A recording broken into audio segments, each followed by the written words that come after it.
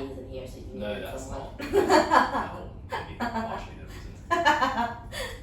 But I also think that what we're about to talk about today is something very relevant to you and your role here as GM, General Manager. We're here to talk about business a little bit more. So I put out a question, a Q&A on Instagram, asking folks to ask questions around the concept of business or running a business or leadership and being a business owner. So we're going to get through those questions in a little bit. Maybe to start, what's been happening in the last couple of days, Isabel? Yeah, so it's been a bit of a shocker. Well, at least I can say it from my opinion that I didn't expect it at all.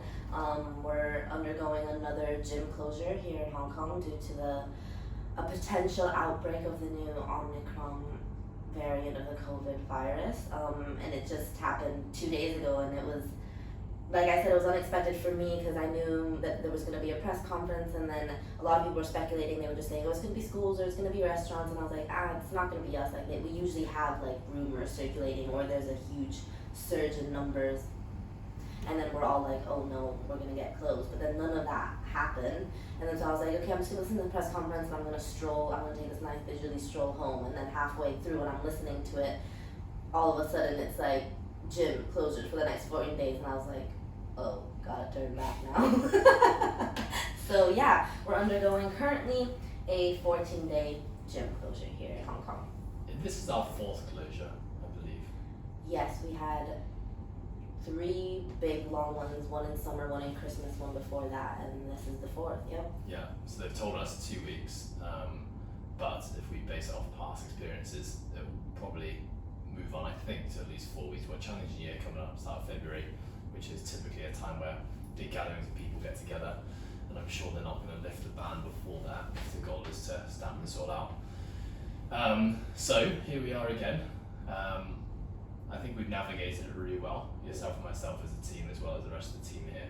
I think as soon as it happened, we kind of brought ourselves together, sat in this room here, and said, all right, what can we learn from the last few closures that went well, what didn't go so well, and basically just nutted out a pretty good plan, presented it to the team first, took the team through a pretty comprehensive team meeting the following day.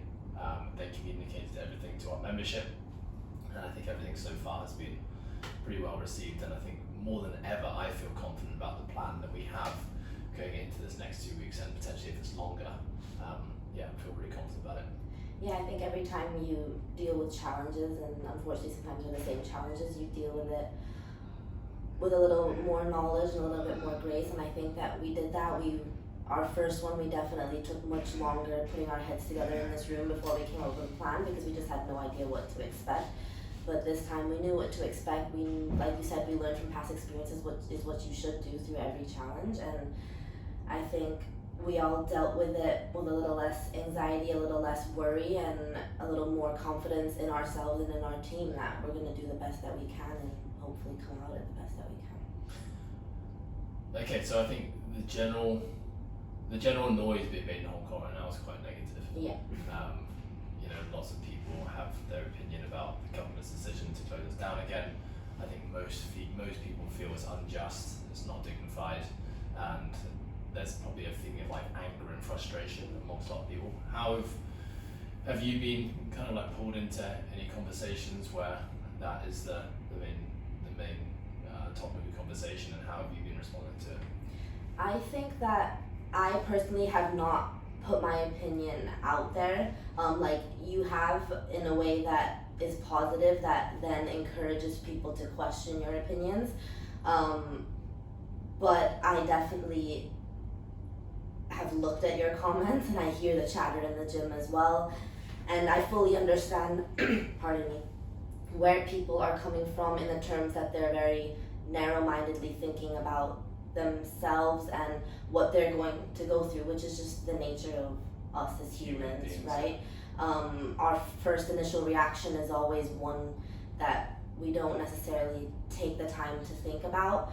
I'm in the fortunate and unfortunate situation of having to not just think of myself, but I have family around the world who are undergoing different measures as well, and I think a lot of people are in that same boat. And I was speaking to Karan, one of our apprentices, the other day, and just because he obviously was part of the community, and so he hears that chatter and asked me questions as well. And I was blessed to have that conversation because I was able to also, while you're talking to people, you are able to open your mind and think about other people's opinions and be able to articulate yours as well. And so it's like, my dad's currently in the Philippines where they have zero measures. Everyone's free to do what they want, and most of the people there have gotten the virus. They're free to travel within their community. They're free to travel outside when they come. There's barely any quarantine and stuff like that, but they live in fear. And there's not enough rooms in the hospitals to support people. Loads of people have died. Loads of my dad's friends have passed away because of COVID. I haven't shared this yet, my dad currently has COVID. And so it's tough. And so what side of the spectrum do you want to live in? One that couldn't care less about you, or a government that's trying their best to protect you, to protect the city, to do what they can to protect everyone in it? And it's like, I understand the frustration that, why gyms? I think that's the first question. Why gyms when there's no reported cases of clusters from this? But as a government, you have to think, if you were in that position, how can you individually look through each sector and be like, you know what I mean? Like, it's not, exactly. Or like, be like, well, this is a global gym, so they probably have more chances of infecting than a private gym. Then it just becomes too hard. Then how come this restaurant is a chain and that, you know what I mean? Like, so they're just trying to look through an overall picture, and this is just my opinion, and just do the best they can with what they have. And I think that's the way that you have to look at it. And yes, the easy way is just to blame everybody and be like, this is just too much. Like, we haven't had any cases. But why haven't we had any cases? Because the government has been looking after us. And yes, the 3 weeks is tough, but what do you want to do?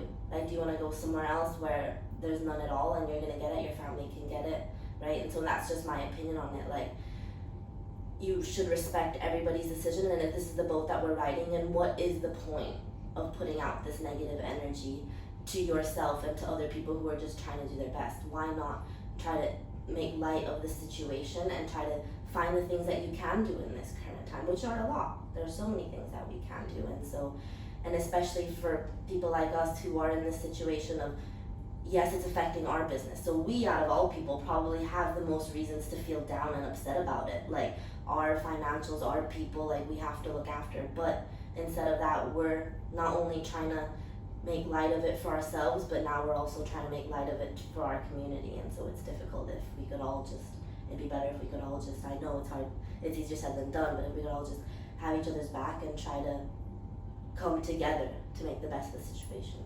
That was very long-winded. That was very beautiful. Is there any reason you haven't shared your opinion on a public platform? Having heard that, I think that was you clearly put thought towards it, and yeah, I think that's a very neutral but also very personal opinion, and I think people would appreciate it. Yeah, I think I'm currently in this headspace of sharing opinions where I feel like it would be valued or appreciated, rather than having to then justify myself and then question myself, versus if people want to know or ask their opinion, like you just did, you asked my opinion, and so I'm open and willing to share it because you genuinely care and are wondering about my opinion, if that makes sense. Yeah. I think the stance that I take on it is, I'm not trying to change the way that people think, but I want people to know the way that I think. Yeah. And I know that probably at the back of my mind there's a glimmer of hope that it might impact someone to change the way that they perceive it. But people disagree as well. I totally respect, their stance and their reason, and I actually just want to try to understand. I think that's been a big thing for me throughout this whole COVID period, is when I meet people, and some of them my friends, some of them my family, some are just kind of members of this gym, this community who have very differing opinions. I'm just really interested to explore and understand the motives and reasons behind those. And every single time I've never felt that their opinion is unjust. I've always thought, okay, that makes complete sense. It's just we see a bit differently on this. Anyway, thank you for sharing. Of course. Yeah, I will just say, I totally understand every person who feels the unjust and the frustration and the anger. 100% understand where you're coming from.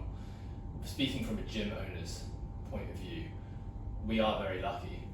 We've had government financial support. We've been lucky here. Our landlord has given us some relief, in terms of some subsidised rent. Yeah. We've had this is our fourth lockdown, but they've been pretty short stints of time. It's been enough to allow us to recover. And I know this is not about comparison because that's a dangerous game to play, but I do know lots of other gyms around the world who had over 12 months of closure and just couldn't recover, and basically the whole fitness industry has collapsed and is now rebuilding. So there are many things I'm very grateful for. Yes, of course it would be nice if we didn't have to close down, but it's a part of the parcel. And in the world that we live in, we have sometimes rules that we have to abide, and we have a greater power that helps make decisions for us. And if we can cooperate and make it happen, I think we're all going to move through it and past it in a much more efficient manner. Yeah, I agree.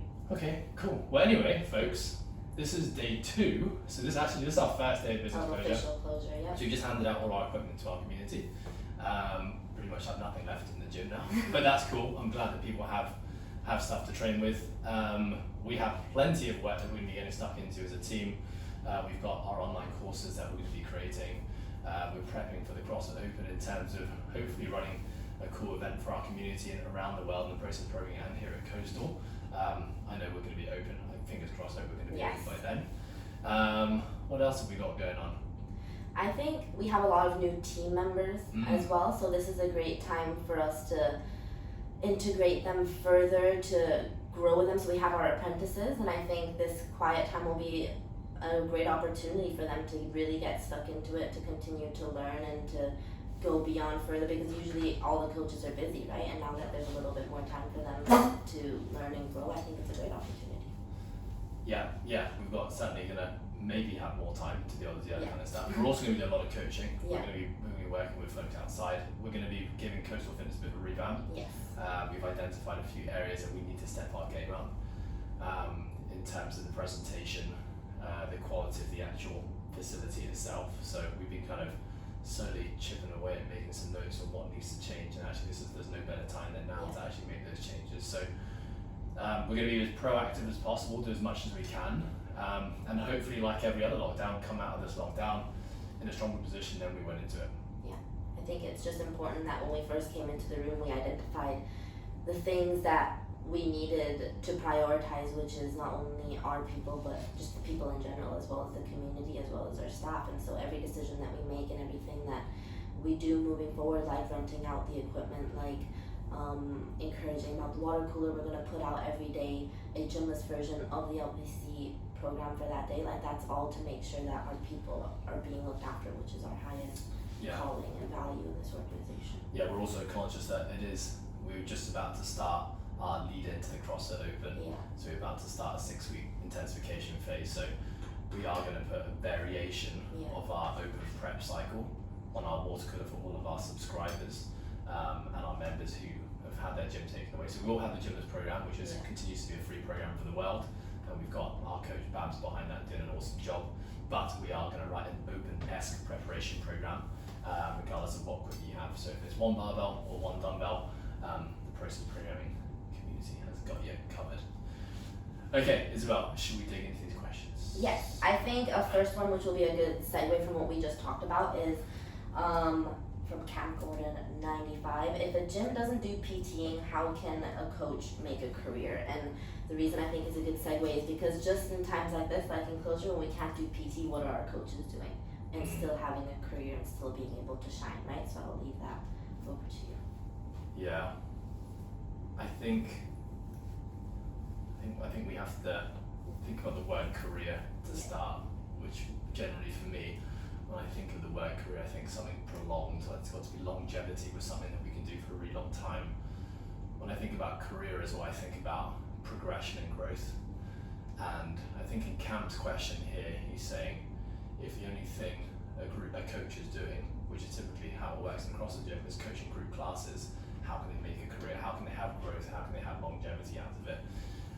And I do think actually it's a pretty hard thing to do, but I will say, but there are cases where coaching group classes is generally like what people love to do. And I've met and seen people have 15, 20-year careers standing in front of a group class and coaching them and loving every moment of it. So I think a big part of answering this question has to come down to the individual. like what lights that individual's fire, what do they really want to do, what brings them fulfillment and purpose. And if coaching group classes is your thing, and you feel like you can do that forever, and of course you can grow within being a group class coach, you can become more efficient, more technical, work with different populations in group classes, and then perhaps you can call that growth and longevity. But when I speak about myself, I know that I started as an individual coach, coaching one-on-one, and pretty quickly got into group training. So I always had both of them happening at the same time, but I certainly felt like there was a cap as to how long I could only do group training for. And the reason for that, I think there's a few reasons. Number one, I think the financial growth that a coach can achieve in one-on-one coaching is generally going to be more or bigger than group coaching. We can also start to scale our hours more when we're getting into individual coaching. If we're starting to work with things like remote coaching or online coaching, or we're starting to do other things outside of just actual coaching. For example, like a lot of our coaches here have other job responsibilities like running competitions or creating educational programs or mentoring other coaches.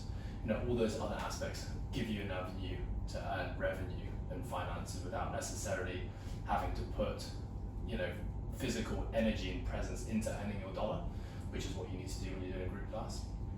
So before I go into but it's also, I think, group coaching is a fantastic starting place for a lot of people. The reason it's a really great starting place for coaches is that, generally speaking, the programming side of things is taken care for you, so you don't need to think about that. Really, your job is to show up on the floor, bring energy, command a room, and deliver a good product, whatever that product is. Now, when you get into individual coaching, there's a lot more things that come into that now. Now it's your role to form a relationship with the individual client, so there's a skill set that needs to be developed there. It's your role to design a training program. It's your role to look into things like sleep, recovery, nutrition. It's your role to be constantly developing yourself to ensure that you're growing and being able to offer more to your clients. So it's a hard question to answer, but I do think that naturally, I think most people in the coaching space will say that there comes a time where they want more, or they want to be challenged to grow. And I think that's where creating an opportunity for coaches to develop themselves outside of being a group class coach is a really, really important thing. The last thing we want is burnout and feeling like there's lack of progression or plateauing, and that's essentially when most coaches will leave the industry. And so what we're always trying to do here is provide our coaches with the tools to be better business people, to be better coaches, to be better nutritionists, whatever it is they want to be. We want to provide them with those tools, and then they essentially have the option then as to whether they want to take those tools and run with it and develop themselves into world-class coaches, or they can choose to ignore it and stay stagnant and do what they're doing now. Have you got anything else to add on that? Any thoughts? Yeah, I think what's most important as a business, so I don't know if Cam's asking this question as a gym owner or as a coach, right? But in the terms of a gym owner who wants to constantly provide value to their employees, like if we didn't do personal training, which we've realized is an area that we can definitely step up in more, but there's obviously other things that we can step up in, like we always talk about here in Coastals, that you have to know the strengths of your team, and you have to have this open conversation with them to be like, what would you actually like to pursue? What values could you bring to us? What are your unique abilities and your superpowers, right? And so we have these open conversations with our team to be like, what can you do and what do you like doing that can help not only us but yourself? So we have like kids classes because we have coaches who like working on kids, so that's something that's outside of personal training, right? And then we have Working with kids. Working with kids, what did I say? Working on kids. Oh yeah, that's scratch that. And then we have nutrition, like online nutrition, like that's just boomed for us this last year in 2021 because we have people in our team who are interested in helping with nutrition, right? And then we have barbell specific classes, which like with those comes with barbell events because people like running events, or like specific avenues because these coaches have interests outside of just group class coaching and not necessarily personal training, because you may not be interested in just personal training either. So I think it's finding what your team is really good at and giving them the platform and the opportunity to then create something from that. And there you can make a career. Like if you're known as a kids coach or a barbell coach, like you'll get more opportunities from that. Like you can run kids summer camps. You know what I mean? Like there's just so much further that you can do if it's not just personal training. Yes, it's always the ambition for myself to not have people doing jobs they don't want to do. Yeah. And that check-in process is something we do quarterly now, where every 3 months sit down with each of the coaches, revisit their abilities and their unique abilities and things they want to do, and then look at what they're currently doing now and make a decision together. Is it time for us to part ways with that job and pass that on to someone else? Because there's always someone else who wants to do the thing you don't want to do. And so it's really important to understand that it's a sliding scale. Like we're always evolving, always adapting. So what lights someone's fire this month may be different in 3 months' time. You've got to keep on checking in and making sure that you're making adjustments and creating plans to move people to doing things they really want to do versus doing things they feel they have to do. Yeah. Nice. Cool. Okay, so let's go to more about our team since we just brought that up. What values do you look for in people before you take them under your wing? I think we've talked about it a lot, but it's always nice a new year to bring it back up again. Yeah, okay, well, this is our Coastal 6 values. So this is something that we created in the first lockdown. Something we tried for many, many years. We've done lots of podcasts talking about our Coastal 6 values in particular. So make sure you go ahead and track back to the archives and listen to one of those episodes. But essentially we have 6 things that we're looking for in human beings, and these are essentially behaviours that we feel are important that every Coastal Fitness employee needs to embody. So they're more deep-rooted things, and these aren't things that you're going to be able to suss out in an individual in a 5-minute conversation. So we're not looking for things like extroverted or introverted, or how well equipped is someone's CV, or what's this person's experience in the field of coaching. Those things are important, but most important, we're trying to create an assessment of the human being itself, and understanding it's not something you can do in 5 minutes. It means that the interview process, whether you call it someone you're taking under your wing or someone applying for a job, they all go through the same process. And I think we have it down to like a 5-step process now. I shouldn't say down, like we've increased more steps as the years have gone on. But essentially it starts with an application process. So if you're interested in a role, reach out to us, and then we respond with a questionnaire. And we just done this on a Google form, there's nothing too fancy about it. But basically we've tried to craft questions that we feel represents the values that we stand for.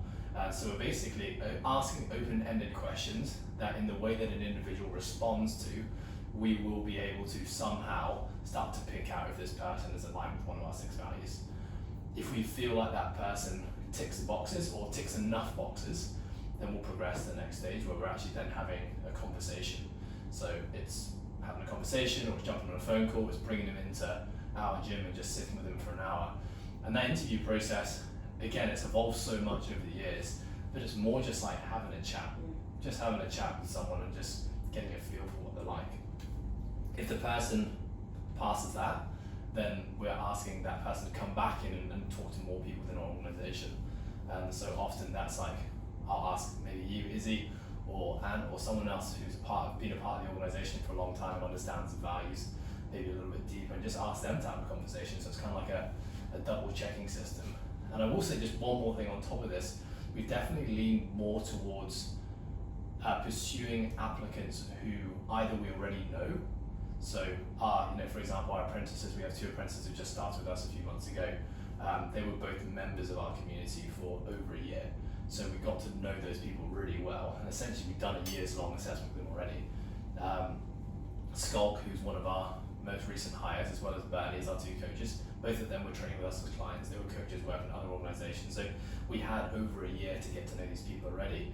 But I think even beyond that, looking at people like Paddy, who we flew in from the UK, Paddy was a reference from Al.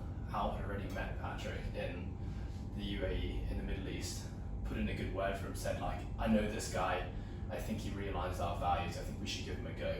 I'm always going to lean towards going with recommendations or people we already have experiences with versus someone who we've never met before, who knows what to say. Maybe it's easy for people to do their research on what our values are and be able to manipulate their answers to tell us what we want to hear. And I've fallen victim to that in the past and believing that a little bit too much. And then, the person's arrived and pretty quickly you realise, shit, it's not the right person. Yeah. Well, that comes with it as well, right? It's always a learning process. Yeah, I mean, I would say that's kind of like our vetting process. Like, you got to have those values as an organisation, or at least if you're an individual who's hiring for someone to work with you, you've got to know what the things that you believe make up a good human being. And I would say hire based on values, not based on the CV. And that's, again, like something I've just learned over the years by spending too much time and putting too much energy into hiring based on experience and certifications, and not spending enough time focusing on the human. But part of that has been I didn't have values, I didn't know what I was looking for. So yeah, it starts with the self, and you've got to explore yourself to understand all the things that are important to you. And then essentially, if you want to build an organization filled with people who are like you, then that's what you're going to do. Now, Isabell's phone has just died because Izzy hates to charge her phone at night time. Luckily, there's a phone charger here. I remember one of the questions, so we're going to start with that while my phone charges. But just to go along with that, like, Classic. I know, I never have any phone battery.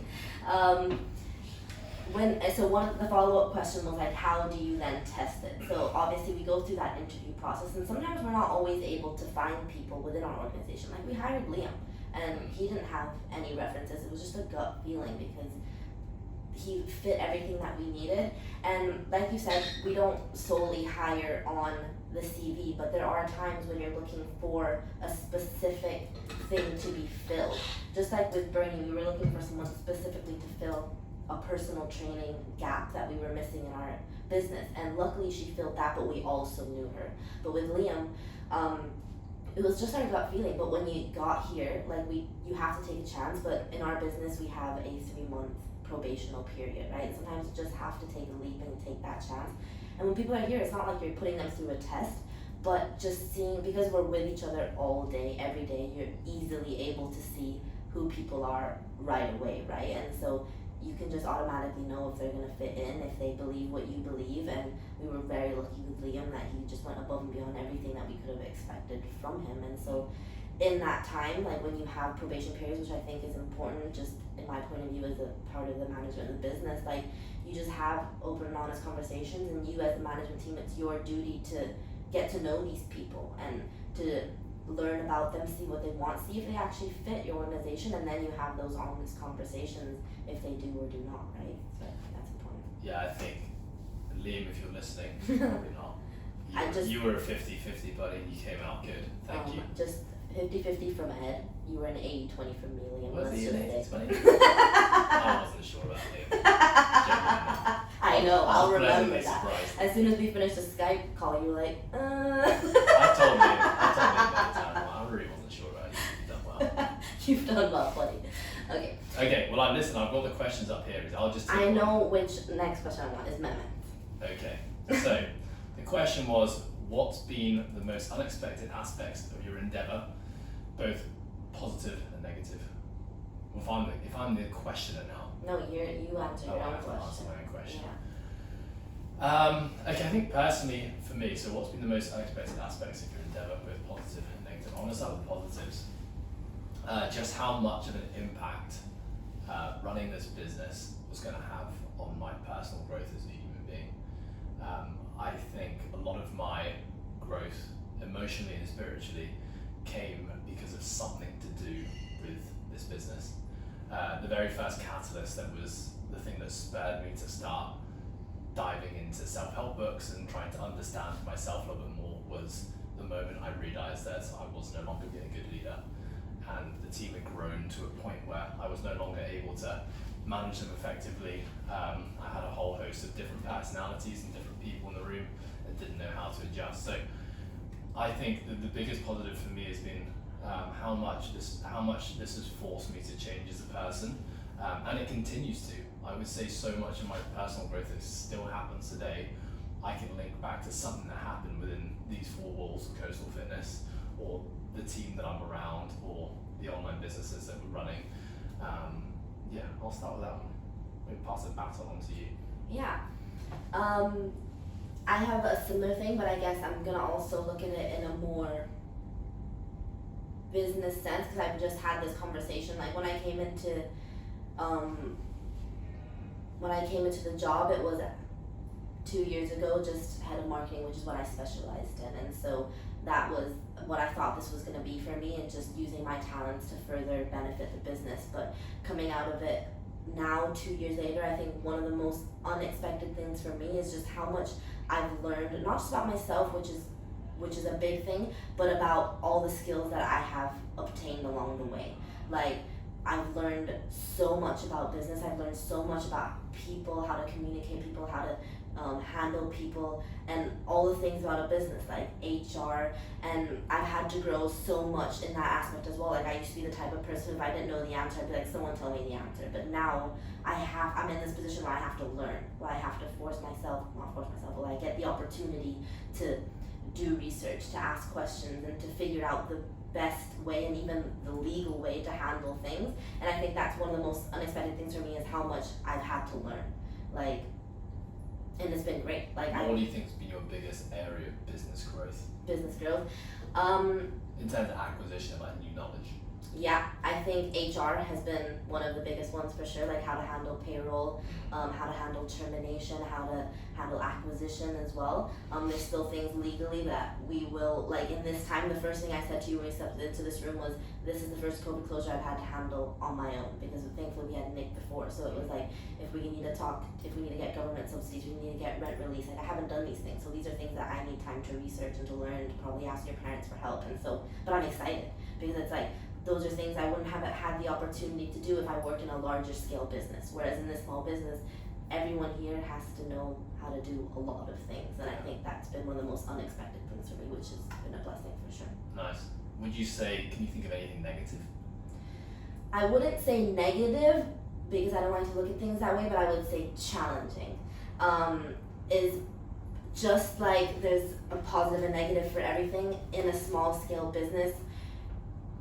Everything is personal, and so all our personal lives are in our business as well. And I think how I would see that, yes, it is a positive that I've grown as a person so much because of the challenges we face as a team, because we're all together all the time, we're friends, we're family, we're everything to each other.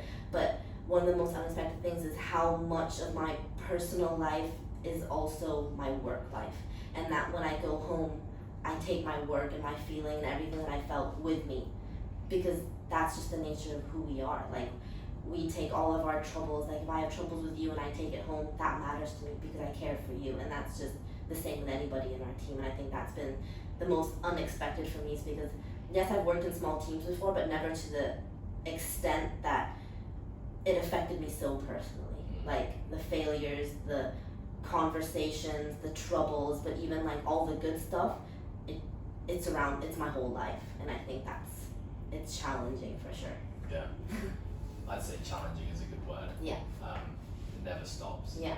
And just when you think shit's going easy. Yeah, something ready to punch you in the face.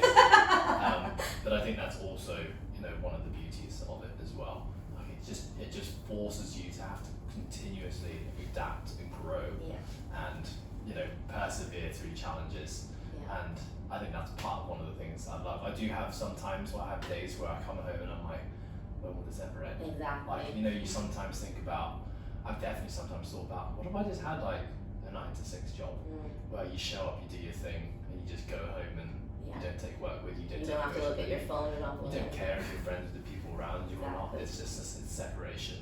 But I quickly snap out of it and think, wow, there's just so many things I'm very grateful for by having that pressure of being constantly in it and around it.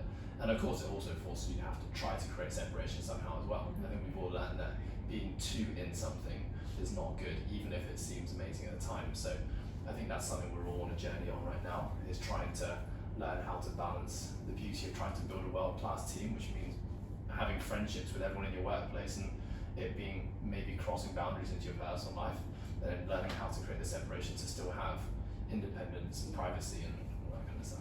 And I think it goes well to as well how we've handled this COVID situation. Like, if we didn't care and it wasn't our personal life, the way we've handled this situation would be totally different. Like, for our staff, for our members, because like I mentioned in the beginning of the podcast, our first priority was not let's look at the numbers. It was, what can we do for our team to make sure they're okay? What can we do for the community to make sure that they're happy and they get everything they need? But that's because it is our life, and these people are people we genuinely care about, whereas if it was just a corporation and a business, that wouldn't be the case, right? So again, it's a challenge, it's a quote unquote negative, but also a positive that enables us to do this job to the best of our ability and to what I think is very successful to what we're doing right now.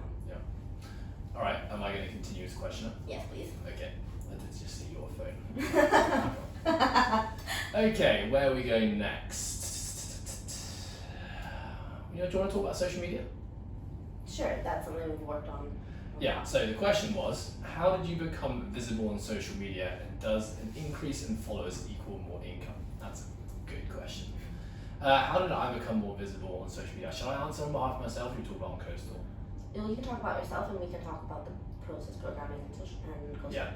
Okay, we'll talk about myself then. I think firstly it's important to state that my page was created as a means of putting out coaching content, and that's reflected in my Instagram name. It's Ed Haynes Coach. It's not Ed Haynes Personal Life. That would be a really fun boring page, by the way. But it's an Ed Haynes coaching page, and so really I want to use that as a form of platform. That's what I'm looking for. I've got half the word right. Yeah. A platform to share my experiences as a business owner, as a coach, and of course as an individual who loves training and strength conditioning and exercise. So the moment I made that switch from being Ed Haynes to Ed Haynes Coach and feeling like I had purpose with my page, I think that's where everything started to change. You were a massive catalyst in helping me sort that page out.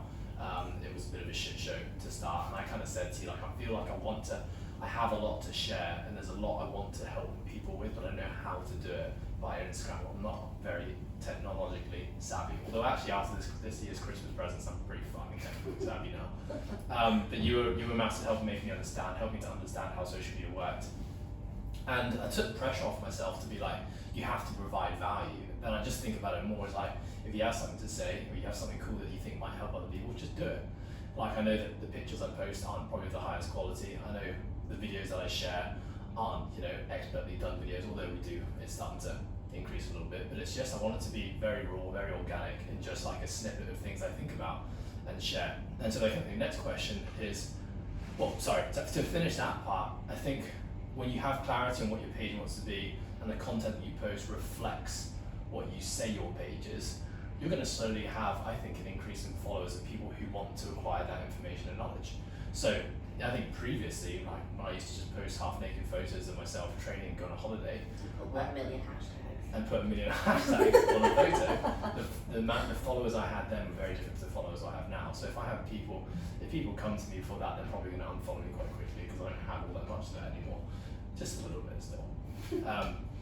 So I think firstly, just having clarity on what you want your page to be about and making sure the content you're sharing aligns with what you say your page is about. And then I guess the next question is, does an increase in followers equal more income? I don't know. I think there has to be some correlation. For sure, people have inquired about, okay, where can I find out more information about what you're doing? People like the content you're showing, and you also happen to be a coach helping individuals, or a coach, writing a group program that people can join, or you're a host of a podcast where you're sharing more in-depth knowledge or more in-depth thoughts and opinions on things you touch on social media. You're going to naturally have people go there. And I think really the way I think about a lot of the increase in income and how you can grow your business is about human connection. And I think if people who follow my page like me as a person or align with me in a person, I think you can get a feel for who I am pretty quickly on my page. Then they might want to work with you in other ways and shapes and forms, and they'll seek out ways in which they can do that. So I think there definitely is a correlation. Yeah, I agree with a lot of things. The way that we've grown the process programming, so it's only been 2 years of that, and I think we've done really well. And I think it's important to note that none of it's been paid. None of it's been paid advertising or paid followers or any of that. And I think that's something that I, as well as you, push for, because it's all about organic growth and it's all about organic following, especially in our business. Like, I understand potentially if it's a larger scale business and it's a product that they're fighting against multiple things, that yes, maybe you do need that little push of paid advertising and paid sponsorships and paying people to promote your products. But for us, we're a very niche market that's focused on our mission, which is to positively impact people's lives. And that's something that's so niche and so personal. And I think the way that we do that, just to add on top of that, is via human connection. Exactly, because it's personal. And if you're seen guerrilla marketing, that then takes away from what you're truly trying to say, right? And so everything that we do is genuine. It's through word of mouth. Like, I highly prioritize reposting our members' stories on our stories, because that's just proof in the pudding, which is these are actual people sharing their actual feelings, their results, their daily practices of our training, and that just shows that it works, which is what we're trying to do as a community, right? So in coastal and process programming, like, everything that's grown is either through you, through Matt, through Tammy, through all of our coaches, and through our clients, which is what you need in a business like ours, because like you said, it's all about the connection, and it's all about believing not only in us, but in what we're trying to provide, because that's the only way people are gonna stay, right?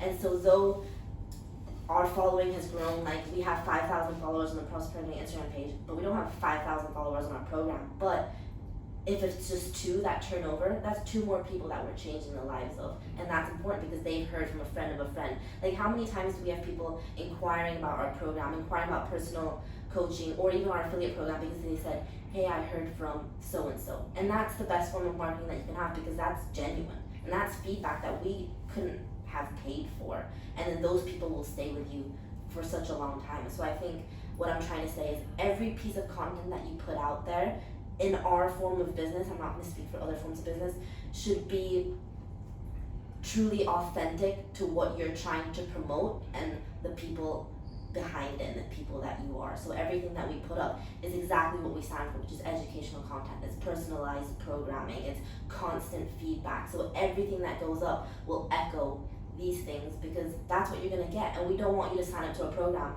and not get what we say you're gonna get, which is then gonna lead you to leave, then gonna lead to negative feedback, which is just not gonna help our ecosystem in general. So it's a lot of work, it takes a lot of time. It's not a like positive trajectory upwards in an instant of what we're gonna get, which is return on investment, but in the long run, it not only are we staying true to ourselves, but we're gonna have people stay with us for as long as they want to continue to train. Yeah, nice. I think in the niche part, a big part of what we want is longevity. Yeah. Which means that in almost everyone we work with, whether you're a high-level CrossFit Games athlete, you're a professional athlete, or just someone who's a mum or a dad who wants to, live long and prosper and play with their grandchildren. The goal is to be able to do this for a really long time, and we want to be that vehicle to help educate you and give you autonomy in life. So that one day you can actually walk away from us and say, thank you so much for the help, I can do this by myself now. But also you have to understand, when we know our product and we know what we want to be, we know that the person who's going to make a decision to have a massive overhaul in their life and essentially make a 10-year commitment to what we're doing, that's a big decision. And it's not a decision that people make, when they see a paid advertisement pop up on their Instagram for a free program. That's a very different type of person that we're looking for. And so you're right, the uptake of new customers and new followers is a lot slower. But what we're hoping for is that one person who wants to view us for the next 5 to 10 years. And that's okay. And we don't, I think there's probably times where we've got to suck it into thinking, shit, why don't we have more people signing up? Like, we have so many followers, why are people not signing up for programs? And then we always have to remind ourselves, well, remember the type of person that we actually want is not the person who's just going to make that instant decision and put a bunch of money down to in the hope it's going to change something. So yeah, always reminding ourselves what our mission is, what our product is, and who we want to work with. And I think it's important to note that yes, it is hard and it is a lot of work to keep continuously putting content up there. And a lot of the people that, like I said, follow us, but maybe are not on the program, but we're still providing value to them and we're still changing their lives, which in the long run is what we want to do. And one day they may be ready to turn over. Yeah. So you can't give up on those kinds of things, especially if deep down your why is truly to change people's lives, which is what ours is to do. Like, I could be following a page and nothing hits me, and 2 months later I'm in this headspace, I'm in this moment, and I'm like, now it's hit me. You know what I mean? So like, you can't just stop and give up. And in a world where social media, it's so easy to like put up ingenuine content, or like to put up a facade that's not authentic. Like, don't be suckered into that, especially when you're in this health and fitness space where it's so easy to push things on health when that's not the root of Yeah. like changing someone's life. Yeah, know who you are, know what you want to do, know who you want to work with, and just rinse and repeat, rinse and repeat. Exactly. Be patient, be consistent. Nice, okay. Don't look at your phone. This is me. I'm asking the questions now. I've answered a lot of these questions actually already. Let's do one more good Let's do one more. Okay. How important do you feel habits and routine are in operational business and personal life? Am I answering? I can go first. Yeah, you go. So I'll start because we always talk about habits are the core foundations of everyone's life. Like when you look at your goal pyramid, at the bottom should be the habits that you think will enable you to be the best version of yourself. So whether that's meditating, journaling, creating, spending quality time, we all know, well, we don't all know, but I know that that's super important in my personal life. But what I'm learning more and more is that's equally as important in a professional life, and especially as a manager, as a leader, that you set these routines as base for everyone that you want to work with, but then you give the freedom to fill in those gaps in the way that they want to as an individual. So it's like when I give my staff, I'm like, these are the base key expectations that you need to achieve every day. What you do after or within those things is completely up to you and how you do those things, right? So I do have a checklist of every day this needs to be done, because yes, every organization you need rules, because without rules there is chaos, right? And then so you set these rules and you set these habits that you then instill in these people, and as soon as these gets done, that's all that matters. Everything else is completely up to you. You're free to explore, you're free to say things, you're free to make decisions, because it's important to give people that empowerment to make their own decisions, right? And I've seen that with at least my team, that's how we've grown closer as people, and that's how we're able to make more successful decisions, because I'm like, I expect this from you, but you also have the freedom to make your own decisions because I trust you. And I think maybe that's going off it a little bit, but that's how I look as habits. Yes, you answered the question as like what habits have you created within the workplace with your team that's enabled you to be successful. Interesting. I read it as like what are the personal habits that no, it's good. I think this is what the beautiful thing about questions are, it's open to interpretation. I read it as what personal habits are personal habits important to allow you to enable you to, let's say, crush your business. And I would say from a personal point of view, yes. But I think it just comes down to, you know, if there is something that you want to be able to bring 100% energy and passion to every single day, you have to understand that there are things that have to go in to your life to allow you to be at your absolute best. And habits and routine, especially like we talked about in one of the previous questions, like how often we can bring the work home and it can consume your lives. If you don't have habits and routine, personally for me, is that's where you can lose track of time, and suddenly something that shouldn't have consumed your day is now consuming you. You know, you're getting home, you're eating dinner, you're checking more emails, you're doing more work, and I've been stuck in that vicious cycle for many, many years. And habits and routines are essential parts of each and every day, which allow me to have, you know, time on and time off, or, you know, to create space for other things that are important to me, like, you know, getting outside on a hike or getting out in the water and giving myself headspace. And everything for me, I will admit that business and this is my number one priority in my life. I would say, you know, I've got loved ones, I've got family, I've got friends, I've got my own health and fitness. Those are all things high on my priority list, but really at the top, like it's this. I feel like this is something for me which is a purpose. I feel like I've been put on this earth genuinely to do this, and I want to use my time to be able to give back. And so every decision that I do in life is geared towards allowing me to do this to the best of my ability. And now that's changed over the years. In the past, it was like, how can I create as many hours in my day to be doing work and coaching and business? I've realized that that's not sustainable. And so now it's more about how can I create a sustainable way to do this for the next 10, 20, 30, 40 years. And that is, you know, what's been factored into that is things like meditation, things like time off from work, things like getting out in nature, sunlight, 20 minutes a day, catching up with friends. Like those things are all important parts which actually enable me to be the best business person, the best coach I can be.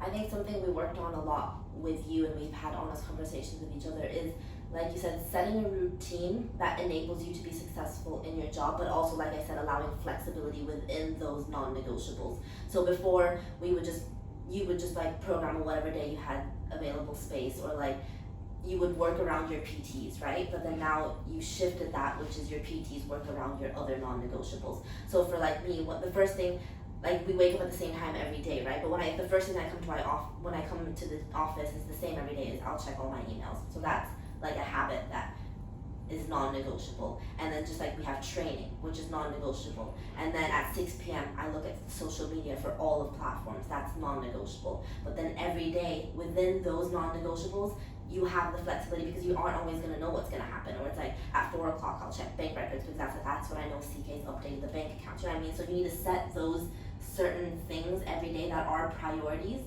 and that you'll be like, nope, I can't book anything at this time because this is what's going to happen. And that enables success, and because then people can expect from you, or not expect to hear from you these times, and this is why, and you clearly communicate that, and that will just generate success for yourself and your team, right? Yeah, so your non-negotiables, your priorities. Yeah. And Your anything habits, that's right?